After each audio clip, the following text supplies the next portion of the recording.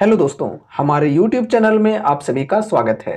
तो इस वीडियो में हम गार्डन रिच बिल्डर्स स्टॉक के ऊपर डिस्कशन करने वाले हैं। काफ़ी सारे इंपॉर्टेंट टॉपिक्स को कवर करेंगे। फर्स्ट ऑफ ऑल देखो, आज के दिन तकरीबन 9% की गेन के साथ स्टॉक की क्लोजिंग हुई है। हालांकि मार्केट आवर में यहाँ पे 10% से भी ज़्यादा की तेजी थी, लेकिन फिर कुछ प्रॉफिट बुकिंग भी हुए और इस वजह से तकरीबन 9% की गेन के साथ क्लोजिंग हुई है। तो भाई ऐसी क्या रीजन थी जिसकी वजह से स्टॉक के अंदर आज के दिन इतनी शानदार तेजी बन गई? इस चीज के ऊपर हम लोग डिस्कशन करेंगे।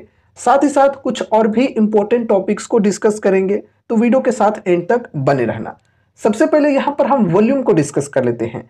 देखो दोस्तों, अगर हम एनएससी के वॉल्यूम की बात करें तो यहाँ पर 39 लाख की वॉल्यूम रही है आज के दिन, टोटल ट्रेड क्वांटिटी, जिसमें से 8.4% डिलीवरेबल परसेंटेज थी, मतलब डिलीवरी में लेने वालों की परसेंटेज थी, जो कि काफी कम है। अगर यहाँ पर हम एनएससी एंड बीएससी दोनों को मिला करके बात करें तो आज के दिन स्टॉक में तकरीबन 31 लाख की वॉल्यूम रही है, जो कि काफी हाई है पिछले दिन के मुकाबले में, या फिर कहें 1 वीक एवरेज के मुकाबले में, या फिर कहें कि 1 मंथ एवरेज के मुकाबले में। तो सभी टाइम फ्रेम के अंदर देख सकते हो आज की जो वॉल्यूम रही है स्टॉक में काफी शानदार रही है। यस्टरडे में देखो, यानी कल की बात करें तो सिर्फ 3 लाख की वॉल्यूम थी। 1 वीक एवरेज में देखो सिर्फ 4 लाख, 1 मंथ एवरेज में देखो सिर्फ 8 लाख, इस प्रकार के वॉल्यूम रहे हैं। लेकिन आज बहुत ही शानदार वॉल्यूम रही है। लेकिन बात यह भी आपको समझना जरूरी है कि यहाँ पर डिलीवरेबल परसेंटेज जो है ये काफी कम है। इंट्राडे वालों की तरफ से ही यहाँ पर ज्यादातर बाइंग हुई है। ठीक है, अब यहाँ पर प्राइस परफॉर्मेंस को भी थोड़ा समझ लेते हैं। 1 वीक में 7.86% की गेन रही है स्टॉक के अंदर, 1 मंथ में 1.75% की, 3 मंथ्स में स्टॉक लॉस में चल रहा है, -0.14% की छोटी सी लॉस है।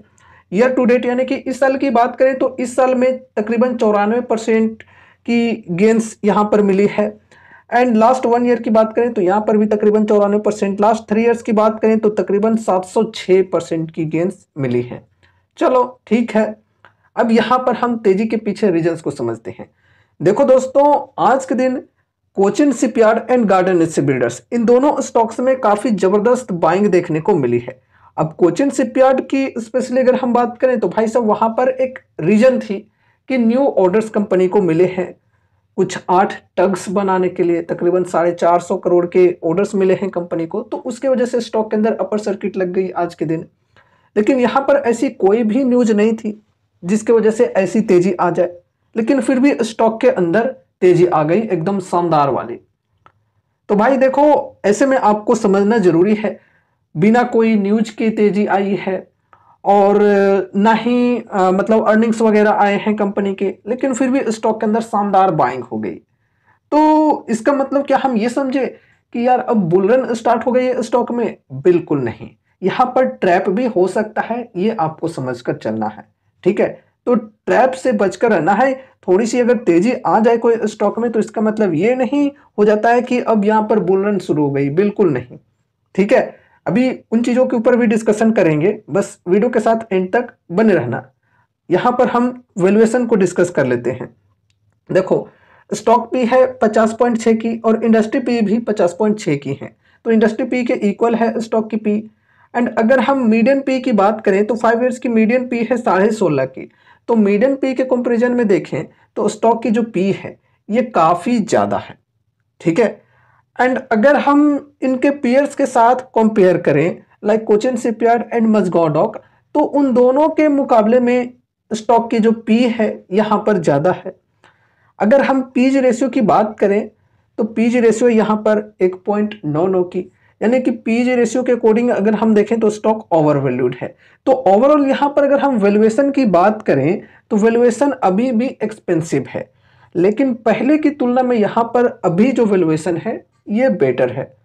क्योंकि जब ये जो स्टॉक है ये अपने पीक पर थी, रिकॉर्ड हाई के लेवल पर थी, तो उस वक्त जो स्टॉक की पी रेशियो हुआ करती थी ना 80 से भी ज्यादा की हुआ करती थी, तो उसके कंपैरिजन में अभी जो पी रेशियो है यहाँ पे ये हमें काफी बेटर देखने को मिल रहा है। ठीक है, लेकिन इसका मतलब ये नहीं कि वैल्यूएशन जो है ये बढ़िया हो गई, वैल्यूएशन अभी भी एक्सपेंसिव है, ये ध्यान में रखकर चलना है। ठीक है, बाकी यहाँ पर हम फंडामेंटल रेशियोज की बात करें तो सब कुछ लगभग ठीक ठाक हमें देखने को मिल जाता है। 19,462 करोड़ की मार्केट कैप है। शिप बिल्डिंग के अंदर कंपनी काम करती है। हाई रिस्क की हाई रिवॉर्डिंग टाइप की कंपनी है। तो शिप बिल्डिंग सेक्टर में अगर आपको हाई रिस्क के साथ चलना है तो आप इस कंपनी के ऊपर अपनी स्टडी करके चल सकते हो।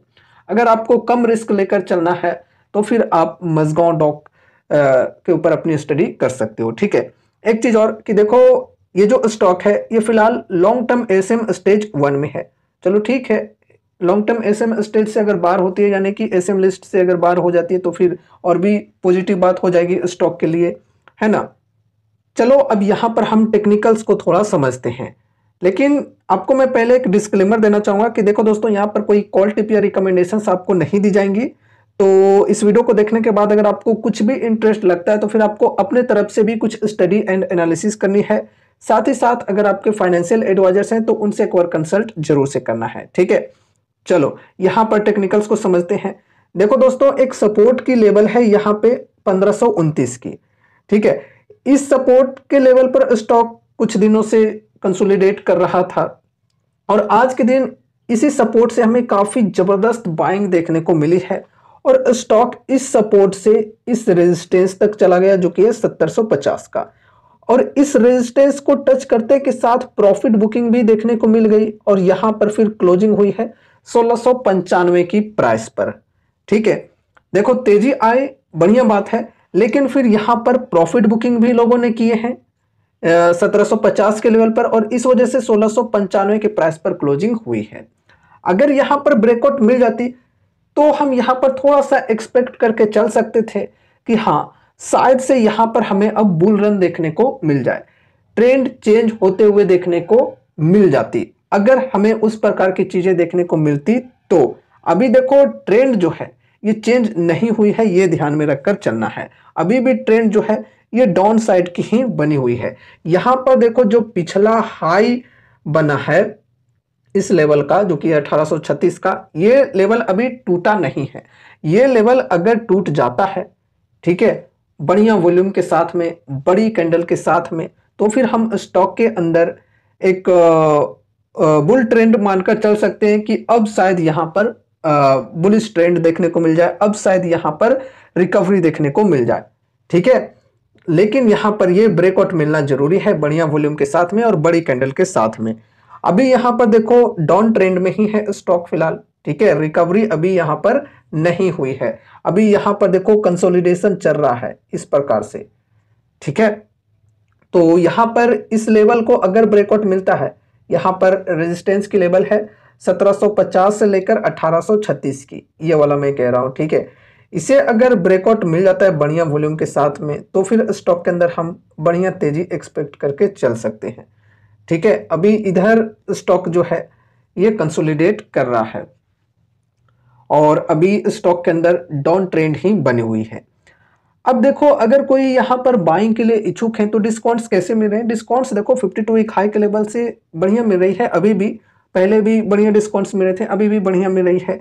लेकिन यहां पर देखो ये जो सपोर्ट की लेवल है, सपोर्ट के लेवल पर ही बाइंग करना ज्यादा बेटर होता है एक लॉन्ग टर्म इन्वेस्टर को।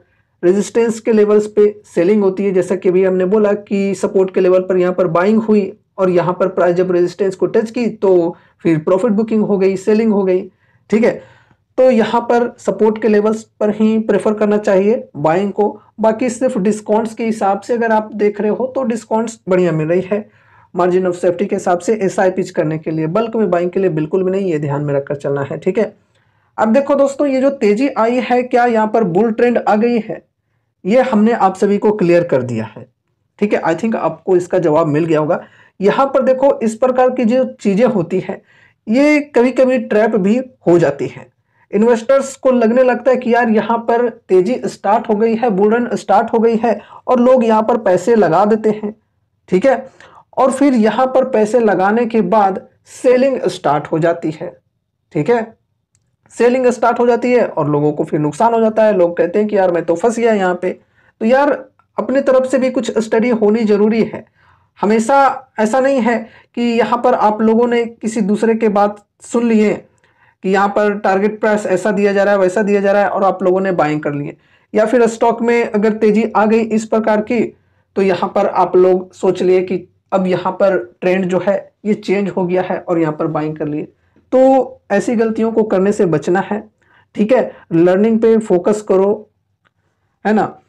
तो दोस्तों अभी हमने गार्डन रिच बिल्डर्स स्टॉक के ऊपर काफी सारी चीजों को डिस्कस किया है। उम्मीद है कि इस वीडियो के माध्यम से आपको कुछ यूजफुल इन्फॉर्मेशन मिले होंगे। तो वीडियो को लाइक करके चैनल को सब्सक्राइब कर देना और मिलते हैं अगले नए वीडियोज के साथ। तब तक के लिए बाय बाय।